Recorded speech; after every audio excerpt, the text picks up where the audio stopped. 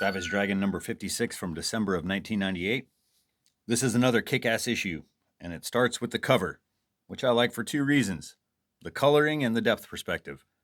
So you got your damsel in distress here, Rita, hanging out in the foreground, and your eyes are kind of drawn here first. Then they lead you past our villain and his arm, ultimately bringing you to the dragon, breaking through the window in this kind of sky blue square. Almost looks like there's a giant poster on the wall of the dragon there, but anyway, that's the attention to detail you'll find here in this video as we get to the credits. Well, this could take a second, so you may want to skip ahead, but we got Erik Larsen, Chris Eliopoulos, Ruben Rude. Now it looks like Jim McLaughlin is back. The Wizard editor, Jim McLaughlin, who replaced Josh Eckhorn on the credits last issue. Well, he's back along with Eckhorn here. And the longest credits gag we've seen so far. This is equivalent to like the opening crawl from Star Wars, so bear with me. Jim McLaughlin regrets ever having pestered Erik to get his name mentioned in an issue of Savage Dragon, and Josh Eckhorn is feeling hurt and rejected. The phone calls from Jim have tapered off considerably, and the frequent gift baskets of quality leather goods and mixed nuts have degenerated into the occasional wacky card with a hastily scribbled apology. Whew. All right, so with that out of the way, on to issue 56, which reading the reaction to this one, it's one of the fan favorites. There's a shitload of stuff that happens in this one, and some killer reveals. So it starts with this great bit, Hercules talking to this employee at the morgue. He's kind of like recapping the last few months of his life, and he's like, man, my friends were killed, my arms were ripped off and sewn back on, my planet exploded, I'm exiled on Earth, can't even talk to my dad Zeus for 1,000 years. He lays all this out there, and the guy just says like, hey, tough break, Hercules. So, gets him into the morgue here with the keys, and there are these maggots everywhere, and body parts are missing off of the corpses. Somehow, like the head off of this guy and the torso off of Hercules' other buddy here, they're missing. And he's like, this is pretty disturbing, all these maggots. So we'll find out later what's going on there. Meanwhile, The Rock, the leader of the SOS, the Special Operations Strike Force, he's arguing with his government-appointed boss, Stevenson, down here. See, last issue, Stevenson introduced Mace as the newest member of the SOS.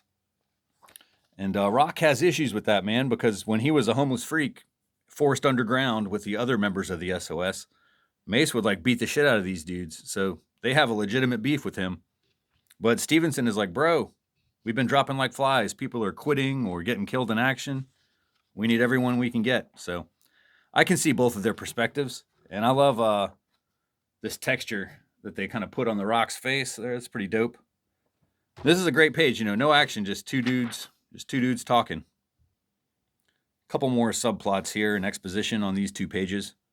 So She-Dragon and the Chicago PD, they're starting to think that the dragon might be back from the dead because there's this masked man with a fin and a cape running around. So also Chris Robinson over here, a.k.a. Star, he is leaving the police force and joining SOS. Like we said earlier, they're hiring everybody, so they've offered him a job, and he's going to take it. Alex is sad, but she wishes him good luck. So here's our masked man. Dragon is living inside Officer William Johnson, and he's got all of his size and strength. So he shows up to the bar that all the super freaks hang out at, and he starts kicking their asses, looking for info on who kidnapped Rita last issue. And he's tossing dudes out windows and raising hell. But the cape, god damn it, somebody grabs that stupid cape, and that gives the bad guys the advantage. So Dragon has to flee.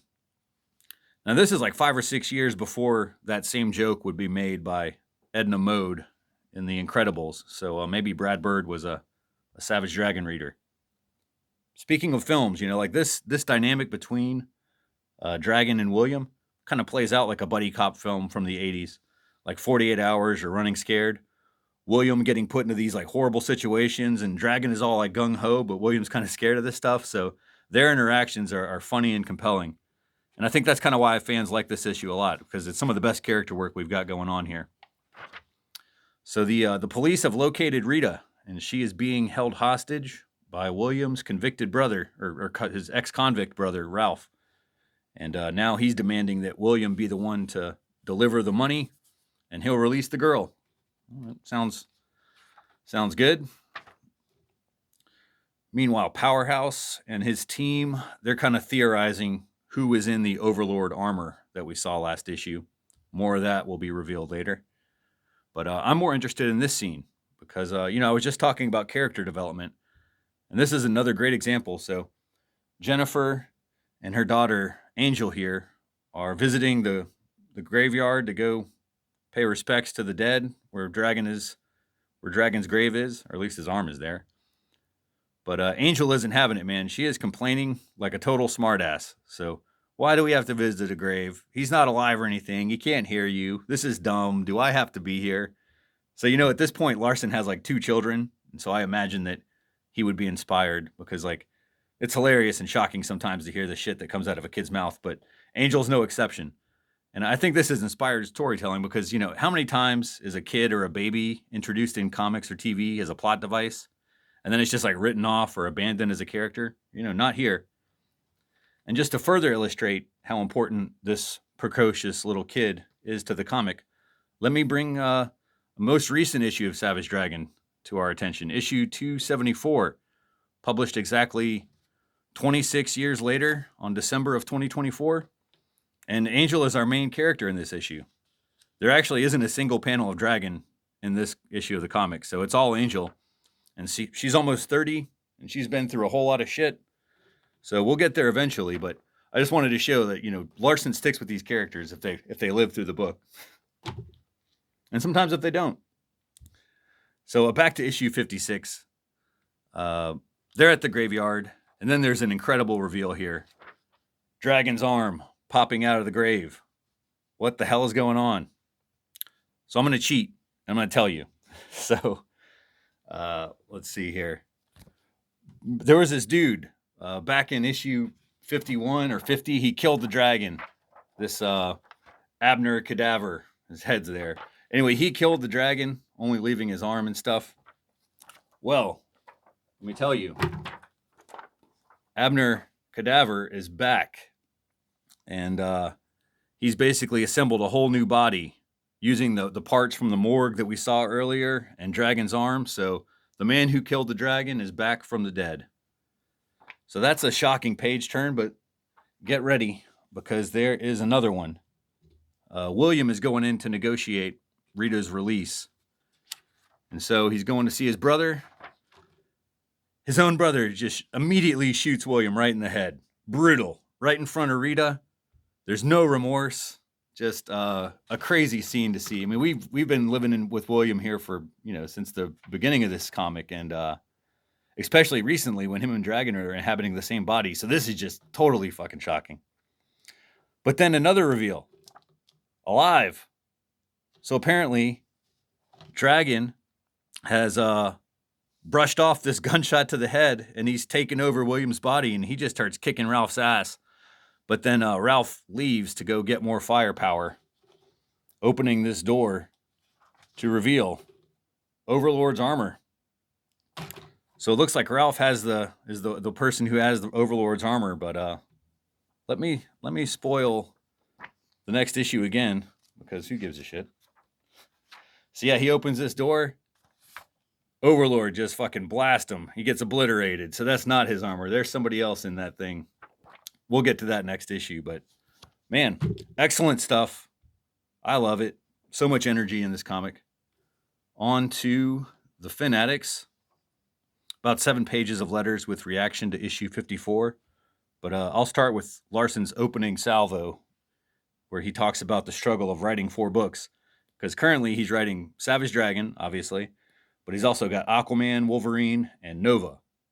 But the only one he's got complete control over is Savage Dragon. So, and he appreciates that because on the other books, he has artists interpreting his stories and he's got editors to please and he's getting blamed for things that are not in his control. But it all comes back to his appreciation and love for making comics and the opportunity that he has, that he's created at Image to have the creative freedom that he's not really finding anywhere else. So, on to the letters here.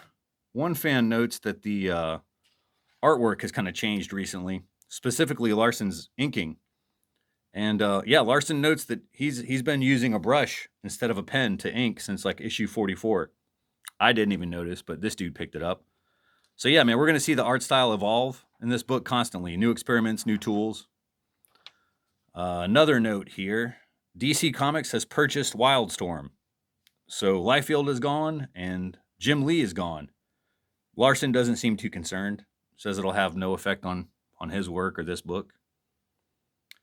And another fan asked about influences and that Larson has. And I thought his answer was pretty insightful, maybe obvious to some. But he lists his influences as Walt Simonson, Gil Kane, Jack Kirby, Frank Miller, Steve Ditko, Klaus Jensen, Herb Trimpe, Wally Wood, Rick Leonardi, Simon Bisley, John Byrne, and Terry Austin, to name a few. He also says that he doesn't read manga, so fuck you weebs. This is a pleasant surprise. We got the Savage Dragon pinup by Jeff Smith of Bone. Another one by Gilbert. This Megaton Man backup still going, as is Desperate Times by letterer Chris Eliopoulos. Very 90s comic, talking about picking up chicks in a coffee shop and also in online chat rooms. Ultimately going to the coffee shops to get online and chat in the chat rooms to the same people that are in the coffee shop. So it's pretty funny. And I love the name of the coffee shop, Ground and Bagged. So that is going to do it for this one. Next up, issue 57.